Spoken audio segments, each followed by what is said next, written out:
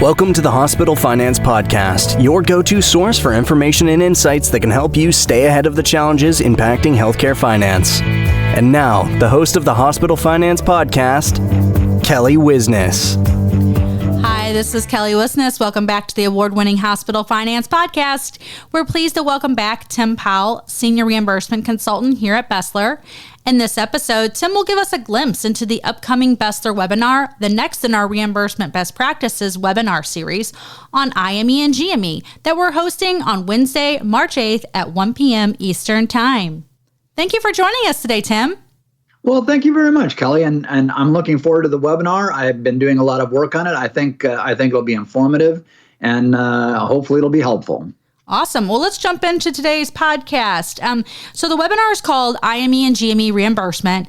Is there more than one type of reimbursement for interns and residents? Well, we're actually going to define interns and residents a little more in depth, but in terms of graduate medical interns and residents, there are two types of payments made to hospitals that train them.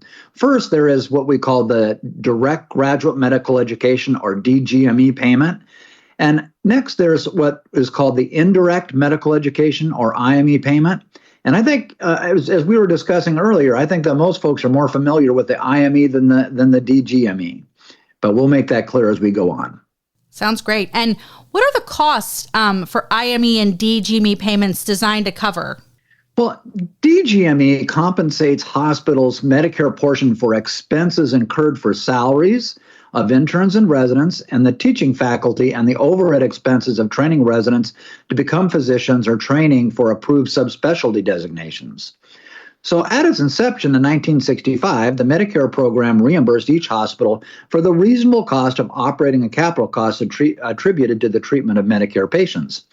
And in addition, Medicare paid the program's share of direct operating costs for each hospital's teaching program. And this payment was intended to recognize the broader social benefit of GME.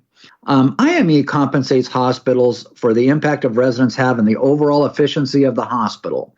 The idea is that having the interns and residents in the hospital cause more indirect costs like medical supplies, things that are not directly associated with the residents. So here I'm going to give you a couple of statistics that may surprise you. For the government fiscal year ended 9/30/2021, hospitals were paid or requested to be paid before audit a little over $15 billion in total IME and GME reimbursement. Of this amount, almost $12 billion was not for reimbursement of DGME, but for the reimbursement of IME. So actually, the payment for making the hospitals less efficient is much larger than the payment of the actual cost. And for a number of teaching hospitals with a large number of residents, the reimbursement for DGME and IME combined exceeds the payments for that hospital's care provided through the standard prospective payment system. Wow, those are some big numbers there, Tim. Can you briefly explain what drives the payments for IME and DGME payments? Well, DGME payments are based on these following drivers. And first, there is what we call the average per resident amount, or APRA. And then we have an updating inflation factor for the APRA because the APRA was calculated back in 1996. Next, we have the number of interns and residents, FTEs, computed on special DGME rules. And then finally, we have the ratio of Medicare days to total days. So we start this computation by taking the APRA and updating it for inflation. And then we multiply the APRA times the number of interns and residents subject to a cap that we're going to discuss in more detail in the webinar. And finally, we take the total computed cost and determine Medicare's portion based on the ratio of Medicare days to total days. IME payments are based on these drivers. First is the available number of bed days for the current year. And the available number of bed days is a weighted average based on midnight census of the number of beds in the hospital. And they're also affected by things like observation and how we treat certain beds. We also have to make sure that we remove beds from the calculation that are not subject to prospective payments, like maybe you have a nursing unit or a rehab unit. So those number of beds would be removed.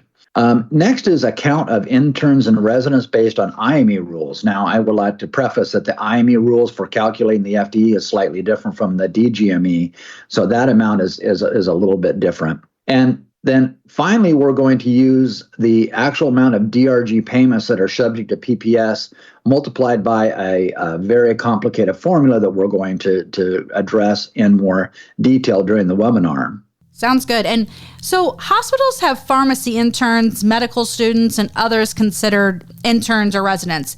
Can you more carefully define who is an intern or resident covered by IME and GME payments? Well, IME and GME reimbursement only cover the cost of interns and residents in the following programs: allopathic residency programs approved by the Accreditation Council for Graduate Medical Education, the osteopathic residency programs approved by the American Osteopathic Association, podiatric residents approved by the Council of Podiatry Education of the American Podiatry Association, and dental residents that are approved by the Commission of Dental Accreditation. Now, we talked about some of these other types of residencies. So these other allied health program residencies are treated by Medicare as pass-through, and you do get an additional reimbursement provided that they meet certain requirements. So the requirements are that it has to be an allied health program that is required by state law or is approved by a recognized national professional organization like the National League of Nursing Accreditation Commission or the American Dietetics Association. And we may be addressing allied health reimbursement in another webinar. Sounds good. And I've heard that there was a recent court case that impacted GME payments. Can you explain the issue and the change in reimbursement? Well, the case involves Milton S. Hershey Medical Center, and it was a group appeal, so it's Milton S. Hershey Medical Center et al. Versus CMS. And the court was dealing with two competing computations relating to interns and residents. So first, for GME purposes, residents that have completed more years of residency than Medicare allows are down-weighted to count only 50% of an FTE.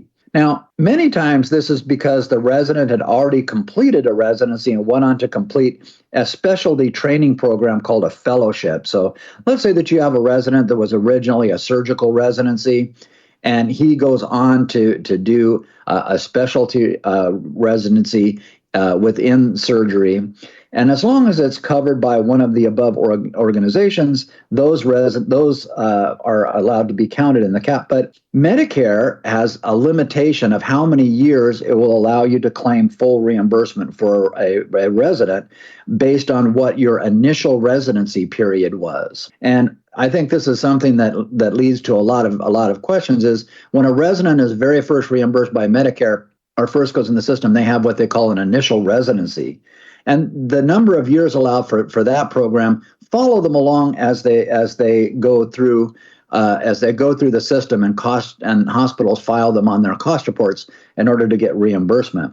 So many of the times that there's down waiting, a resident has completed a residency and went on to a fellowship, but sometimes a resident has decided that they're going to change residencies. So let's say that they started out as a internal medicine resident or a family practice resident, and then they decided that they were going to go into surgery, and they went into a surgical residency. The surgical residency is longer than what's allowed for the family practice waiting period, and so that would result in a down waiting. Because Medicare computed the cap for GME based on the ratio of the cap number of residents to the current unweighted resident count, the combination of both the cap and this computation often resulted in the down-weighted residents being counted as less than half of an FTE. So luckily for teaching hospitals, the court sided with the hospitals, and now CMS must reopen and adjust the GME reimbursement amount for all impacted hospitals. And while we hope that CMS does this computation properly, we foresee that hospitals will need help with all the complex computations around these issues. And additionally, it's not entirely clear how the corrective computation should be made based on the ruling. So please look for more information in the webinar. And with that, back to you, Kelly. Well, great. Thank you so much for joining us today, Tim, and for sharing this great information leading up to the upcoming webinar in Besler's Reimbursement Best Practices series on IME and GME. And don't forget to join Tim on March 8th, 1 p.m. Eastern Time, and you can also earn CPE. Thanks again, Tim. Thanks, Kelly. And thank you all for joining us for this episode of the Hospital Finance Podcast. Until next time. This concludes our episode of the Hospital Finance Podcast. For show notes and additional resources to help protect and optimize revenue at your hospital, visit Besler.com/podcasts. The Hospital Finance Podcast is a production of Besler. Smart about revenue, tenacious about results.